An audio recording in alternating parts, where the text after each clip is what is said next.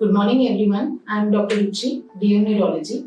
I am working as a consultant neurologist at MCare Hospital, Zirakpur.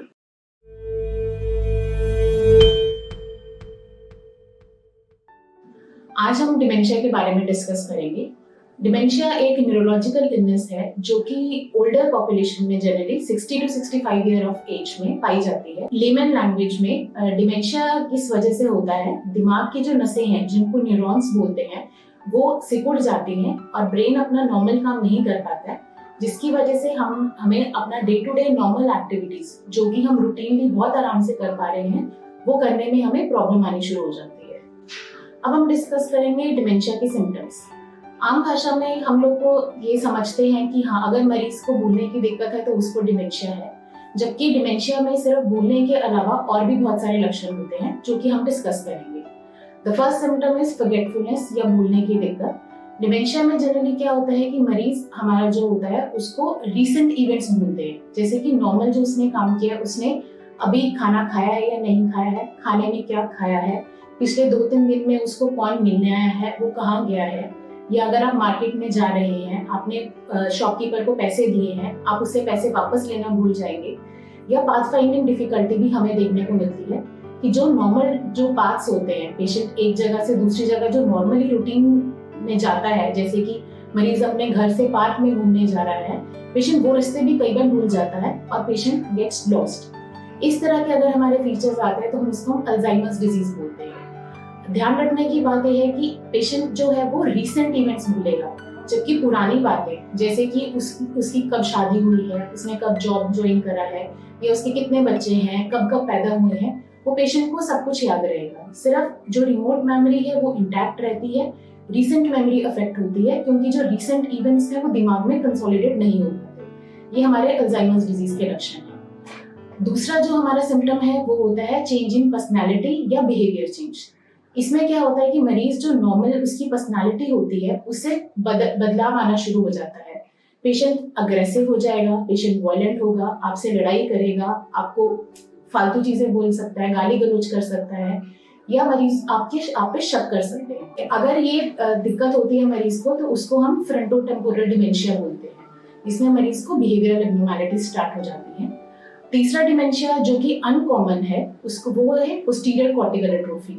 इसमें क्या होता है कि पेशेंट ही फॉरगेट्स फेमिलियर फेसेस, कि जो घर परिवार वाले उसके साथ में रह रहे हैं पेशेंट उनको पहचान नहीं पाएगा, उनको शक्ल से पहचान नहीं पाएगा, बट अगर वो बोलेंगे तो पेशेंट उनकी आवाज से उनको पहचान पाएगा।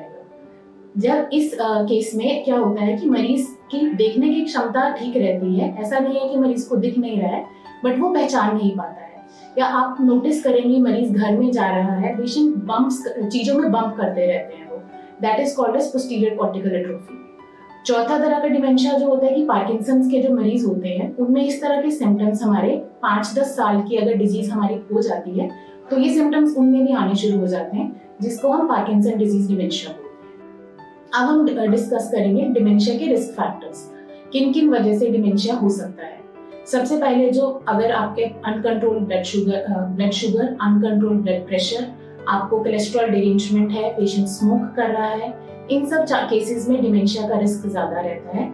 एक चीज है मेंटल इनएक्टिविटी, अगर आप अपने दिमाग को एक्टिव नहीं रख रहे हैं उन केसेस में भी आपको डिमेंशिया होने का रिस्क ज्यादा रहता है।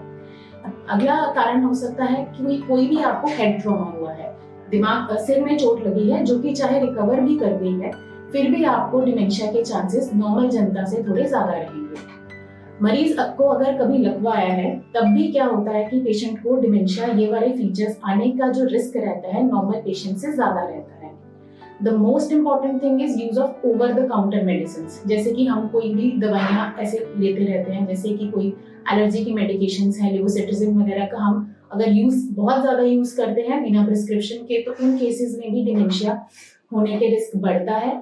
या अगर कोई ड्रग एडिक्ट है, ड्रग यूज कर रहे हैं जैसे कि ओपियोइड्स हैं, उन केसेस में भी पेशेंट को डिमेंशिया का रिस्क रहता है। एक हमारी एंटिटी होती है रिवर्सिबल डिमेंशियाज, उसमें क्या होता है कि पेशेंट को ये जो सब फीचर्स आ रहे हैं ये ट्रीटेबल कॉजेज होते हैं उसके, जैसे कि कोई भी इन्फेक्शन हो उसकी वजह से आपको ये सिम्टम्स आ गए हो, या बॉडी में डेफिशिएंसीज हो जैसे कि विटामिन B12 की डेफिशिएंसी से भी आपको ऐसे सिम्टम्स आ सकते हैं, या तीसरी चीज हमारी कई बार अनकंट्रोल्ड थायराइड की प्रॉब्लम अगर हो तो उस केस में भी आपको ये वाले फीचर्स आ सकते हैं। अब हम डिस्कस करते हैं हम डिमेंशिया को कैसे प्रिवेंट कर सकते हैं। सबसे पहले तो जो पेशेंट का अनकंट्रोल्ड ब्लड प्रेशर है, अनकंट्रोल्ड ब्लड शुगर है, आपका कोलेस्ट्रॉल डिरेंज है, अल्कोहल, स्मोकिंग, इन सबको आप बंद कीजिए। इन सब केसेस में हम डिमेंशिया का प्रोग्रेशन कम हो जाता है। Second thing is we have to keep our brain active. Mental activities हम कंटिन्यू करते रहिए, जैसे कि आप क्रॉसवर्ड पजल सॉल्व कर सकते हैं, आप सुडोकू सॉल्व कर सकते हैं, या आप बुक्स पढ़िए, या अपने फ्रेंड्स के साथ रेगुलर चैट करिए। इन सब केसेस में डिमेंशिया का प्रोग्रेशन हमारा कम हो जाता है। लास्टली अब हम डिस्कस करेंगे डिमेंशिया का ट्रीटमेंट। जैसे कि हम सब जानते हैं डिमेंशिया का कोई एग्जैक्ट क्योर नहीं है। हम सिर्फ पेशेंट को मेडिकेशंस दे सकते हैं जिससे कि पेशेंट की क्वालिटी ऑफ लाइफ बेटर हो, और जो डिजीज आपको 3-4 साल में होगी, जो सिम्टम्स आपको 3-4 साल में आएंगे, उसको हम थोड़ा प्रोलॉन्ग कर सकेंगे। बट अगर जो हमारे पास रिवर्सिबल डिमेंशियाज हैं उन सब का हम ट्रीटमेंट एडिक्वेट इन्वेस्टिगेट करके ट्रीट करके डिमेंशिया के सिम्टम्स पेशेंट के रिकवर हो जाते हैं। अगर आपके घर परिवार में या आपके नेबर में कोई पेशेंट को ऐसे सिम्टम्स आपके पास आपको दिखाई दे तो प्लीज अपने नियरेस्ट न्यूरोलॉजिस्ट के पास जाइए, वहाँ पे अपना वर्कअप करवाइए, इन्वेस्टिगेशंस करवाइए और उस हिसाब से अपने मरीज का एडिक्वेट ट्रीटमेंट कराइए। तो ये चीज हमें याद रखनी है, all dementias are not incurable. कई डिमेंशियाज हमारे ऐसे भी हैं जिनका पूरी तरह से इलाज संभव है। Thank you.